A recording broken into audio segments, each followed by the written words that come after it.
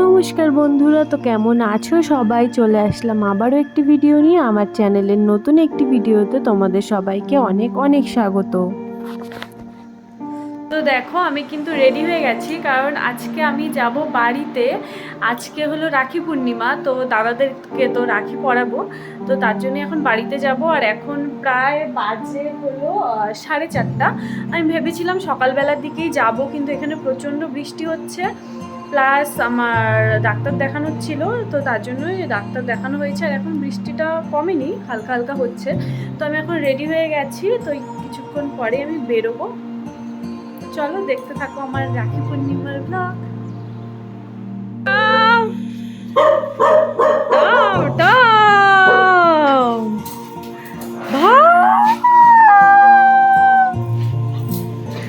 ওরে মা গো,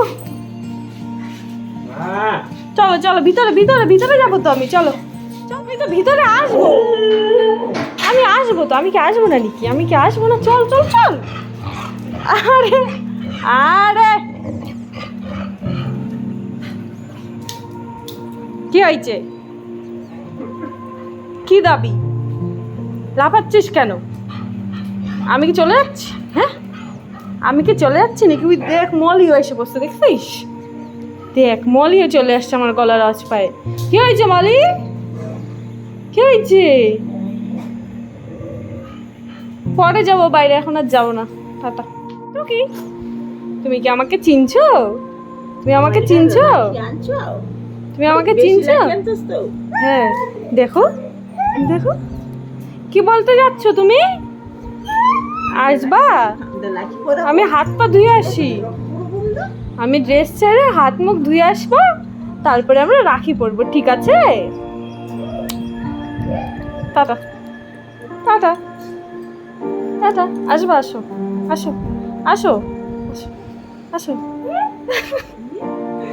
ই ছাড়ো না কিন্তু। ঠিক আছে, আমি হাত মুখ ধুয়ে আসি। এই দেখো আমাদের দুষ্টু বুড়ি। তো দেখতেই তো পেলে যে আমি বাড়িতে চলে এসেছি। তারপর এবার আমি দাদাদেরকে রাখি পরাবো, তার জন্য সব কিছু রেডি করে নিয়েছি। আর এই রাখিটা এনেছি আমাদের পকোর জন্য। দেখো কি কিউট একটা রাখি, একটা ছোট্ট কিউট ডগি, যেটার মধ্যে আবার একটা সুইচ আছে, সেটা দিলে লাইট জ্বলে। তো রাখিটা দেখে আমার খুব ভালো লেগেছে, তাই এটা পকোর জন্য এনেছি। আর এখানে আমি মিষ্টিও রেডি করে নিয়েছি। তো চলো এবার দাদাদেরকে ফটাফট আমি রাখিটা পরিয়ে নিই।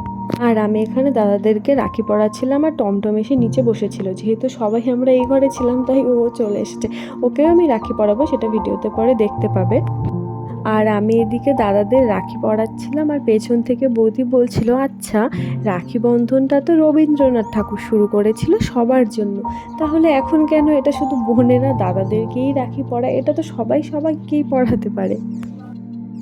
তো দেখো, আমি প্রথমে দাদাদের কপালে চন্দন দিয়ে টিকা লাগিয়ে দিলাম, তারপর ধান দুব্য দিলাম, দেন আমি প্রদীপের তাপ দিচ্ছি দুজনকে, তারপরে রাখিটা পরাবো। আর দাদাকে আমি একসাথেই পরাচ্ছি, যেহেতু বড়দা বড়, তাই আগে বড়দাকে করছিলাম, তারপর ছোটদাকে করছিলাম। তো চলো এবার দুজনকে রাখি পরিয়ে দিই। আগে যখন আমার ছোটদা বাইরে কাজ করতো, রাখি পূর্ণিমাতে তো আসতে পারতো না, তখন আমি শুধু বড়দাকেই রাখি পরাতাম। আর ছোটদার জন্য একটা রাখি আমি পুজো দিয়ে রেখে দিতাম। তারপর ও সেই দুর্গা পূজার সময় আসতো, তখন আমি অষ্টমীর দিন ওকে রাখিটা পরিয়ে দিতাম। জানি অষ্টমীর দিন তো কোনো পূর্ণিমা নেই, বা রাখি পূর্ণিমাও নয়, কিন্তু তবু আমি অষ্টমীর দিনটাই দাদাকে রাখি পরাতাম। হ্যাঁ, এবার দুজনকে অল্প অল্প করে মিষ্টি খাইয়ে দিই। আর রাখি পরানোর পর তো দাদাদেরকে প্রণাম করতে হয়, কিন্তু আমার একবারও প্রণাম করার কথা মানে খেয়াল থাকেই না।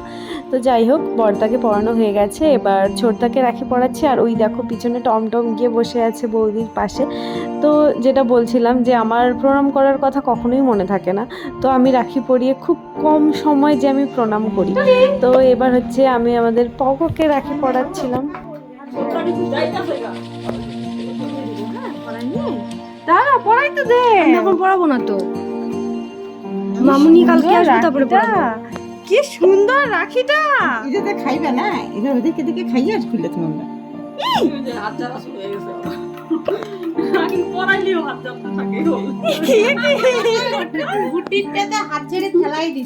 ঢিলা করে পড়াইছি তো আমি। এই যে দেখ, এই যে এই যে এই যে কিউটি রাখি, কিউটি কিউটি কিউটি কিউটি। ভাই দেখ দেখ টাকা দেখ আর প্রতিদিন তার দিয়ে মানে তোর খাবার ওরে বাকেন টমটম বেচে ভাবতেছে আমাকে একটু দে। তো এখন হচ্ছে আমি আমার টমটমকে রাখি পরাবো, তাই দেখো প্রথমে ওই টিকা দিয়ে দিলাম, তারপর এবার দিব ধান দুব্বো, দেন প্রদীপের তাপ দিয়ে রাখি পরাবো।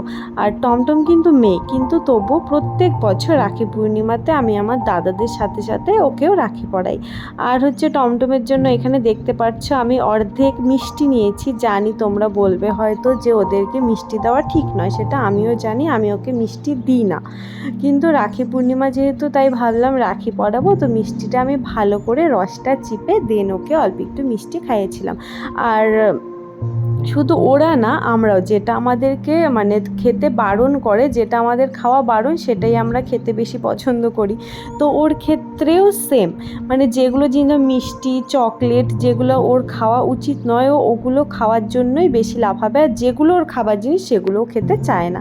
তো দেখো মিষ্টিটাকে ভালো করে চিপে তারপর আমি ওকে একটু মিষ্টি খাইয়ে দিলাম। তো এবছর কিন্তু রাখি পূর্ণিমাটা আমার খুব ভালোভাবেই কাটলো, সবাই মিলে একসাথে খুব মজা করে কাটিয়েছি। তো যাই হোক, এবার হচ্ছে আমরা মেনুতে যাই। আজকে আমাদের বাড়িতে রাখি পূর্ণিমা স্পেশাল মেনু হচ্ছে চিকেন বিরিয়ানি, যেটা বানিয়েছে আমার বড়দার বৌদি দুজনে মিলে। তো বৌদি এর আগেও বাড়িতে অনেকবার বিরিয়ানি বানিয়েছে, আর বৌদি বিরিয়ানিটা টেস্টি বানায়, কিন্তু এবার ফার্স্ট টাইম বৌদি দম বিরিয়ানি বানাচ্ছে, যেটা নিয়ে বৌদিও টেনশন করছিল কেমন হবে। তুই কি বিরিয়ানির গন্ধ পায় এখানে এসে বসে আসছিস? হ্যাঁ, তো ওইদিকে তো আমাদের বিরিয়ানি রান্না হচ্ছে, আর মা এখানে পকোকে রাখি পরাচ্ছিল। তো দেখো পকো কি সুন্দর হাসছে মা যখন রাখি পরাচ্ছিল। আর ও ওই দিকে তাকিয়ে আছে কেন বলো তো? কারণ ওই দিকে টিভি চালানো ছিল। এখন তো তাও অনেকটা বড় হয়েছে, ও একদম ছোট যখন ছিল তখন থেকেই ও টিভির দিকে নজর, মানে ঘরে টিভি চালানো থাকলেই ও টিভির দিকে তাকিয়ে থাকতো। তখন তো মোবাইলটা অত চিনতো না, কিন্তু এখন মোবাইলটাও চিনে গেছে। এখন মোবাইল দেখলে ওর মোবাইলও লাগবে, আর টিভি চালানো থাকলে তো টিভির দিকে তাকিয়েই থাকবে। পরে এখন দেখো কি সুন্দর মার দিকে তাকিয়ে আছে, কারণ ওই প্লেটটার মধ্যে দেখেছে সুতোটা, ওটাও টানবে, আর মার দিকে কি সুন্দর করে তাকিয়ে আছে, মনে হচ্ছে কিছু যেন বলতে চাচ্ছে। আর মা যে পকর মাথায় ধান দুব্বো দিয়েছিল সেটাকে সরিয়ে দিল, কারণ ধানগুলো মাথায় থাকলে তোর মুখে চলে আসতে পারে, তার জন্য ওগুলোকে ভালো করে পরিষ্কার করে নিয়ে দেন ওকে রাখি পরাবে। আর ও জানো তো, মানে এখনো পর্যন্ত ওকে যে যে রাখি পরিয়েছে একটা রাখিও হাতে রাখছিল না, পরানোর সাথে সাথে হাতটা ঝেড়ে পুরো রাখিগুলোকে ফেলে দিচ্ছিল। তো যাই হোক, তোমাদের এবারের রাখি পূর্ণিমা কেমন কাটলো, কিভাবে কাটলো আমাকে কমেন্ট করে জানিও। এই রাখি পূর্ণিমার জন্য প্রত্যেকটা ভাই বোনই অপেক্ষা করে থাকে। তো যাই হোক, সবাইকে বিলেটেড হ্যাপি রাখি। তো চলো এবারের মতো আমাদের রাখি পূর্ণিমার রাখি পরানো কমপ্লিট, আর এবার আমরা চলে এসেছি খেতে। তো বিরিয়ানি নিয়ে আমি বসে পড়েছি, আর বিরিয়ানির গন্ধটা তো জাস্ট অসাধারণ বেরোচ্ছিল, আর বিরিয়ানি সামনে নিয়ে তো বসে থাকা সম্ভব নয়। তো এবার আমি খেয়ে নিই। আর বিরিয়ানিটা কিন্তু সত্যি খুবই ভালো হয়েছিল, মানে আমার তো মনেই হচ্ছিল না যেটা আমার বৌদি বাড়িতে বানিয়েছে, মনে হচ্ছিল কোনো রেস্টুরেন্ট থেকে আনা বিরিয়ানি।